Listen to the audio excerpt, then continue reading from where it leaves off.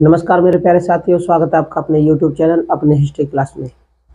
साथियों, आज हम पाषाण काल के तीसरे चरण यानी नवपाषाण काल के बारे में जानेंगे, और या फिर आप ये भी कह सकते हैं कि प्राग ऐतिहासिक इतिहास का जो था ये तीसरा चरण। तो पाषाण काल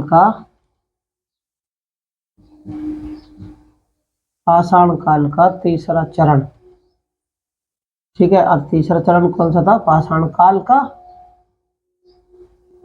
नवपाषाण काल।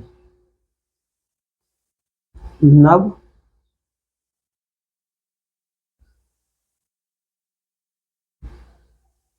काल, नव माने नया, पाषाण माने पत्थर, काल माने युग या समय, नए पत्थरों का समय। इस काल का जो मानव था उसने सबसे ज्यादा जो उपलब्धि हासिल की, उपलब्धि मान सकते हैं या फिर उसका परिवर्तन मान सकते हैं, उसने जो सबसे ज्यादा परिवर्तन किया इस काल के मानव ने क्या किया था? कृषि करना शुरू किया और पशुपालना।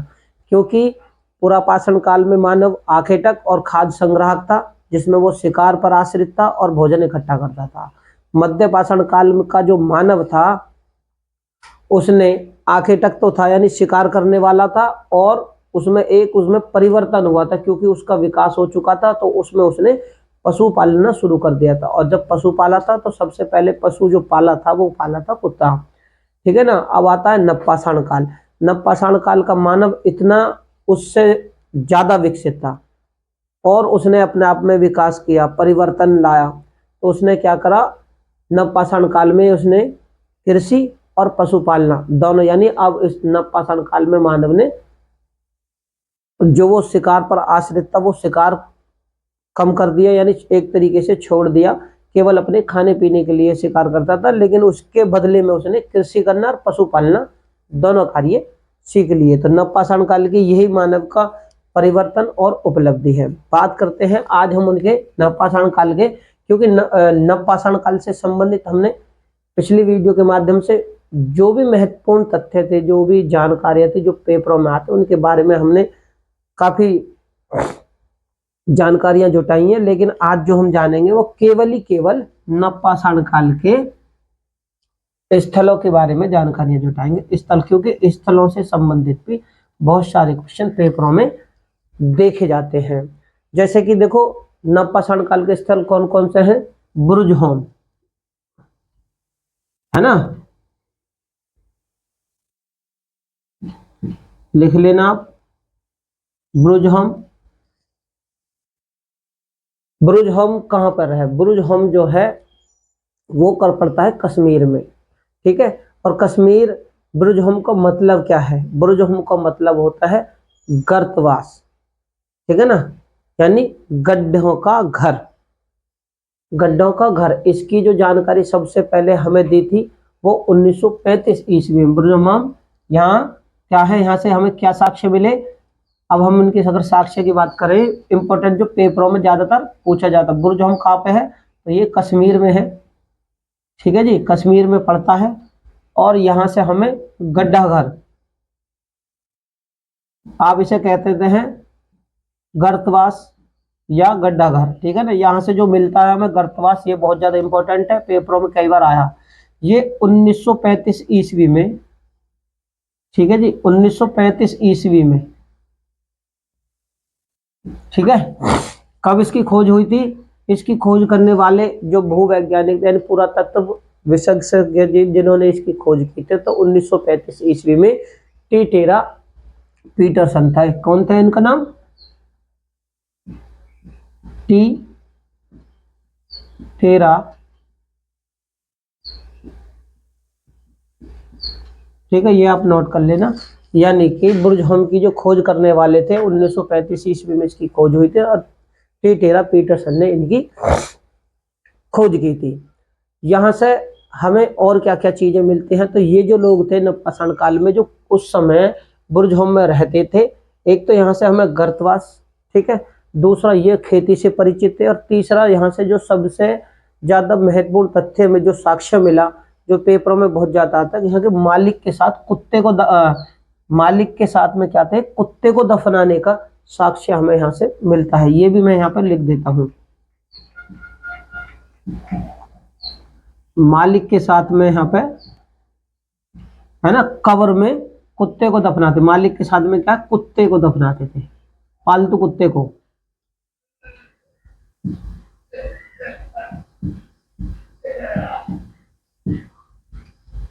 ठीक है, कुत्ते को दफनाने के क्या है, साक्ष्य मिले हैं हमें। ये आप नोट कर लेना, ये भी बहुत इंपॉर्टेंट है। तो ये यहाँ पर यानी वो खेती भी करते थे और मालिक के साथ यहाँ पर कुत्ते को दफनाने के साक्ष्य मिले हैं। दूसरा जो है वो है गफार कला।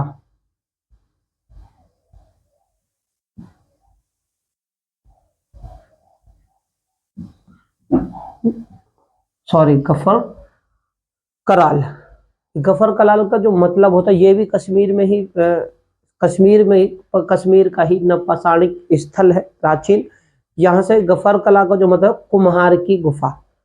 क्या इसका जो मतलब होता है, गफार का मतलब होता है कुम्हार की गुफा। ठीक है, इसको कहते हैं गफर कराल को कुम्हार की गुफा। यहाँ से हमें जो साक्ष्य मिले, जो कि पेपरों में बहुत ज्यादा पूछे जाते हैं, तो वो क्या है, कृषि, पशुपालन, पत्थर और हड्डियों के औजार।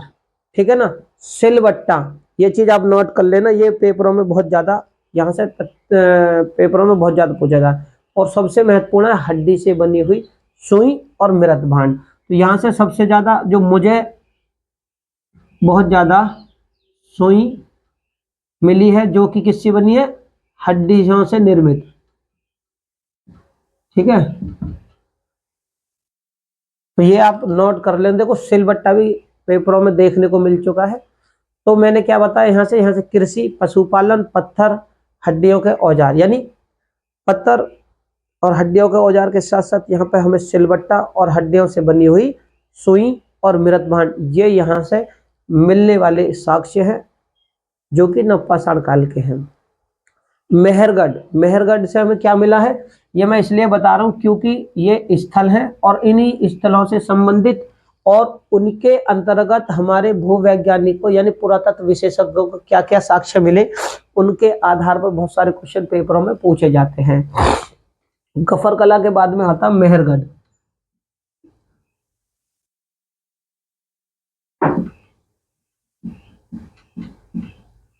ठीक है, लिख लेना, मैं सभी को लिख देता हूं।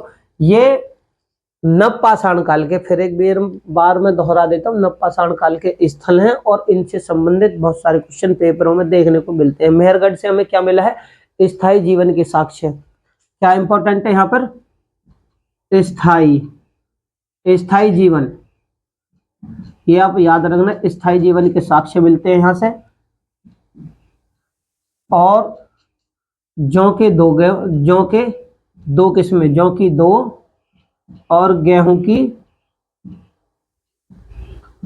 3 किस्में हमें यहाँ से मिलती हैं। ये बहुत पेपरों में देखी गई हैं, ये मिलते हैं।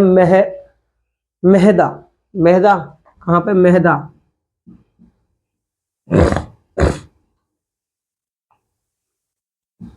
मेहदा कहाँ पे है, ये है उत्तर प्रदेश। मेहदा उत्तर प्रदेश में पड़ता है।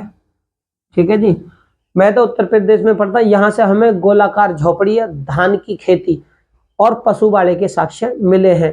ये मेहदा से मिले हुए साक्ष्य हैं, जो कि नवपाषाण काल के हैं, क्योंकि पेपरों में कहीं से भी किसी भी स्थल से मिले हुए साक्ष्यों के आधार पर पूछा जा सकता है। तो इसलिए जहां से मुझे जिस स्थल से जो भी महत्वपूर्ण साक्ष्य मिले, मैं उन्हीं के बारे में आज हम आपसे विचार विमर्श कर रहे हैं। मेरे प्यारे साथियों, चैनल मेरा नया है, इसे ज़्यादा से ज़्यादा लाइक करें, शेयर करें और चैनल पर अगर आप नए हैं तो चैनल को सब्सक्राइब करें।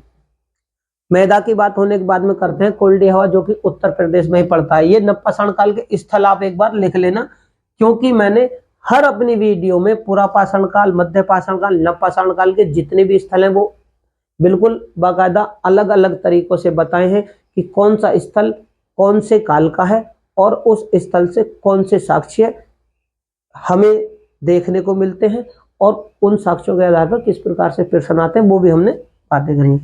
ठीक है, तो यहाँ से क्या क्या मिली है, गोलाकार झोपड़ी, धान, जौ की खेती और पशु बाड़े के साक्ष्य यहाँ से मिलते हैं। बात होगी मृदा की, उसके बाद में कोल्डी हवा। नवपाषाणिक काल स्थल है कोल्डी हवा, ठीक है। अब कोल्डी हवा कहाँ पे है, ये भी उत्तर प्रदेश में है, और यहाँ से धान की खेती का साक्ष्य मिले जो कि विश्व में सबसे पुराना है, ठीक है ना। तो धान की खेती, ना कि चावल की, एक होता है चावल, एक होता है धान।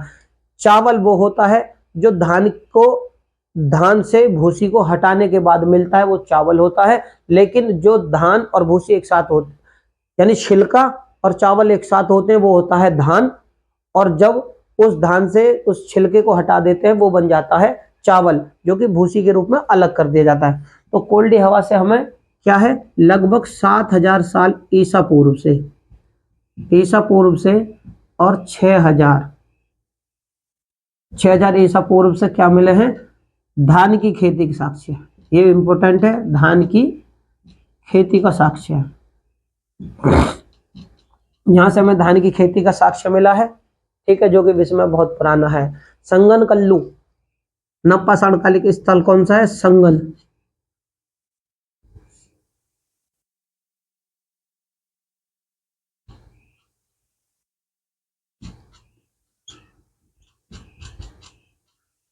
संगन कल्लू कर्नाटक का एक स्थल है, प्राचीन नवपाषाणकालिक स्थल है। यहाँ से भी हमें पशु बाड़े के साक्ष्य मिले हैं और राख का टीला मिला है। क्या है, राख का टीला, याद रखना कहना, राख का टीला। यहां से जो इंपॉर्टेंट चीज है वो है राख का टीला। संगन कल्लू से हमें ये यहाँ साक्ष्य मिलते हैं। पीकली हल जो है वो भी कर्नाटक में ही है, और यहाँ से भी हमें राख के ढेर मिलते हैं और निवास स्थान। क्या मिलता है, निवास स्थान। राख के पीकली हल यहाँ, ये भी कर्नाटक में ही है, और यहाँ से क्या है, राख के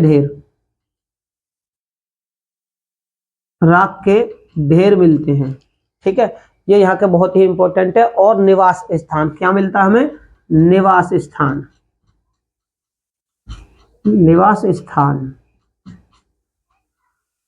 ये यहाँ की इंपॉर्टेंट चीज है। चौपानी मांडो जो कि उत्तर प्रदेश में ही पड़ता है, यहाँ से हमें मधुमक्खी के छत्ते की झोपड़ियां मिली है, और रस्सी छाप मृतभांड उसकी विशेषता है, ठीक है। यहाँ पर मैं निशान लगा देता हूँ थोड़ा सा, ताकि आपको आसानी हो।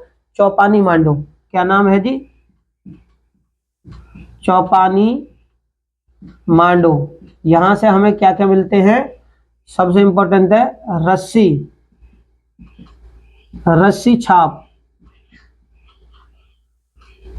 रस्सी छाप मृतभांड।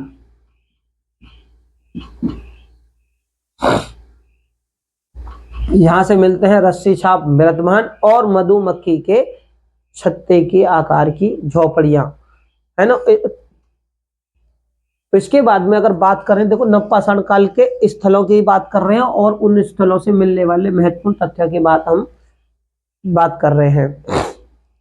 सारा तारू,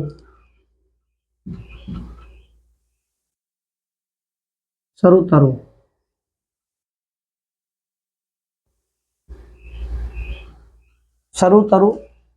ठीक है। ये कहां पड़ता है, ये असम में पड़ता है। यहां से हमें आदिम कुल्हाड़ी और चित्रित मृतभांड मिले हैं। कि क्या, एक तो आदिम माने आदमी, आदिम कुल्हाड़ी और चित्रित माने चित्र बने हुए, मृद भांड यानी मिट्टी के बर्तन मिलते हैं, ठीक है। ये यहाँ के इंपॉर्टेंट है, जो कि आसाम में पड़ता है। सरूर तरूर, चिरांद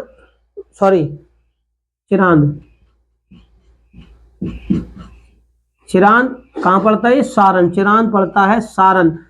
चिरांद को सारण भी बोलते थे पहले, या तो आप सारण लिख सकते हैं, या ऐसे चिरांद। ये कहाँ पड़ता है, बिहार में।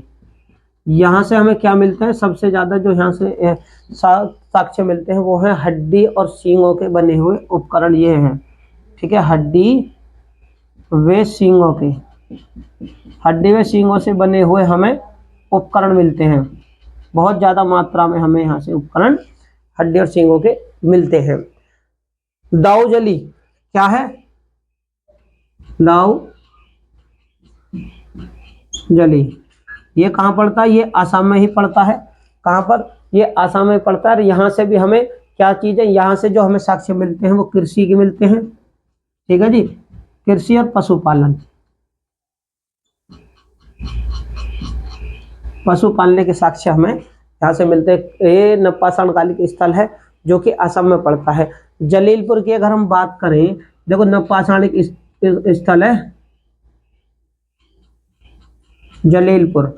जलीलपुर कहाँ पड़ता है? ये आधुनिक पाकिस्तान में, याद रख लेना, ये आधुनिक पाकिस्तान में है। यहाँ से हमें क्या मिलता है? तो यहाँ से मिलता है मछली पकड़ने के जाल, ठीक है, यानी कांटे आप लिख सकते हैं, मछली पकड़ने के कांटे, ठीक है, या फिर आप जाल भी लिख सकते हैं। तो मेरे प्यारे साथियों, ये जो स्थल है वो ये नवपाषाणिक स्थल है और इन स्थलों को आप लिख सकते हैं अपने पास में, क्योंकि इन्हीं एक तो स्थलों के आधार पर और इन स्थलों के अंतर्गत मिलने वाले साक्ष्यों के आधार पर क्वेश्चन पेपरों में पूछे जाते हैं। तो ये था नवपाषाण कालिक प्राचीन स्थल। मेरे प्यारे साथियों, चैनल मेरा नया है, अगर मेरी वीडियो आपको अच्छी लगे तो इसे ज़्यादा से ज़्यादा लाइक करें, शेयर करें और चैनल पर अगर आप लोग नए हैं तो चैनल को सब्सक्राइब करें। धन्यवाद।